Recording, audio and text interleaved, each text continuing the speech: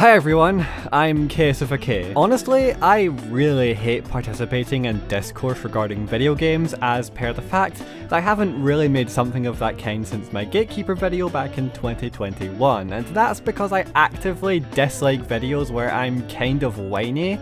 But honestly, I have far too much to say about the Eruption versus Dead Hard discussion to not talk about it, so here's a super quick side note that I'll probably give some stupid name like side note. Eruption and Dead Hard are two perks in Dead by Daylight that are the focal point of an argument that people who play an asymmetrical game are trying to compare, even though survivors and killers can't reasonably be compared because it's an asymmetrical game. Dead Hard is an exhaustion perk that gives you a sort of parry while injured, unexhausted, and not in a deep wound state. If you time it right, you get a speed boost and you tank the hit. Eruption is a gen kick perk that allows you to cause a gen you've kicked to explode the next time a survivor goes down, and any survivors repairing that gen scream and become incapacitated for 25 seconds, meaning you can interact with a majority of the game's props and objectives for the duration of those 25 seconds. People are arguing over which of these two are worse or whatever, and I just have to say the moment you start comparing these two perks, it vibes less like you're making some point about how both sides have it bad, but it more or less comes off as just the super cringy, chronically annoying us versus them, survivor mains versus killer mains crowd, hand-waving bad perk design because ooh, the evil other side of this game has just as bad perks, and ooh, everyone I play against is a sweaty, tryhard, swift and or tunneler because no one plays video games for fun these days! And I do have to add that yes, following a meta can be the fun.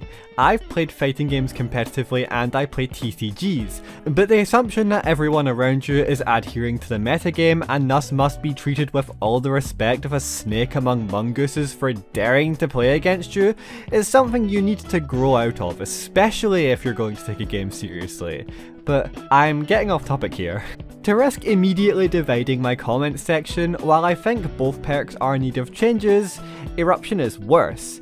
It is more bad than Dead Hard, and nothing you say can change that. The idea that Dead Hard is just as bad because you spend another 10 seconds chasing a survivor who used it on you is a flimsy logical fallacy at best, because it ignores the fact that Dead Hard doesn't actively prevent you from playing the video game. The main issue of Dead Hard is that it falls into the area where you just have to assume every player is running it and act accordingly. On the flip side, this was the problem with Scourge Hook Pain Resonance before that got nerfed too in 6.1.0. If you hit someone's Dead Hard, you can go chase someone else. That survivor has to mend, so you have free slowdown.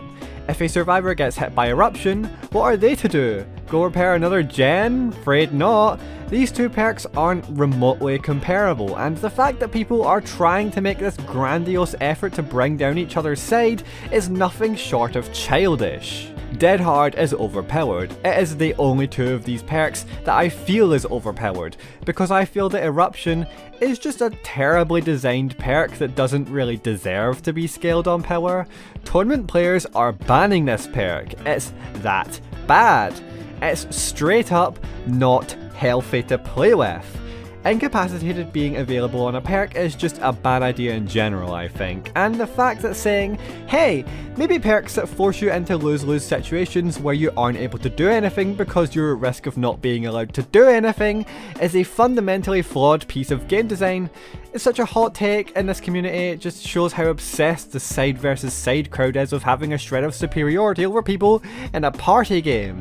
And I'm sorry if I sounded mean when I said that, but if you're coming from that crowd, you're probably not coming in good faith anyway, and you're probably going to call me names and tell me I'm wrong no matter what I say, so I don't really have anything to lose here. Anyway, because people are probably curious, here are a boosted player's armchair game dev idea on how to change these perks. For Dead Hard, you only gain the endurance status effect when performing a rushed action during a chase. Considering the most and probably only engaging part of Dead Hard is the Window Vault mind game, emphasising that in a way that makes it a bit more binary to accommodate the players who don't like playing the waiting game is a good shout. It would still be an exhaustion perk, and I think the only downside is that there would probably be an option select regarding Dead Hard and Live, where one of them always gets value, but insta-downs and just grabbing survivors mid-vault are consistent counters to this that every character has access to. For Eruption, instead of being incapacitated for 25 seconds, survivors repairing an exposed generator become exposed for 60 seconds.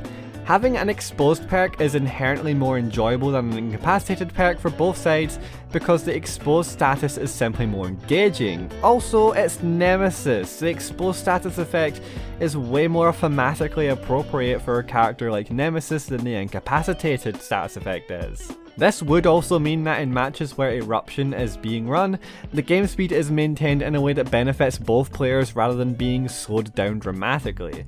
The problems with this one are that it would probably encourage slugging or open up annoying snowball strategies, but I honestly would rather these outcomes because the slugging would probably only occur for one extra chase. You can tell me what you think of these perks or their proposed reworks, or don't. Honestly, I don't really want to participate in this discourse more than I feel the need to, because a lot of it just devolves into bad faith bullshit of people being upset that their asymmetrical game isn't symmetrical. DBD isn't balanced, it inherently never will be, and that's fine, but the conversation needs to be less about which side is easier and more about the fact that we maybe, just maybe, need to accept that perks that force you into lose-lose situations where the best way to deal with them is to stop engaging with the game and its mechanics is fundamentally flawed game design. I hate making videos like these, but I really needed to air these thoughts out. This was a spur of the moment thing, and my next video should be dropping in like a week or so. It's probably going to be about Fire Emblem. Yay! If you like Fire Emblem, I'm also streaming Fire Emblem Engage, probably literally right now as this video is dropped. Thank you as always to KS Club R, my channel members who are on the side of the screen right now.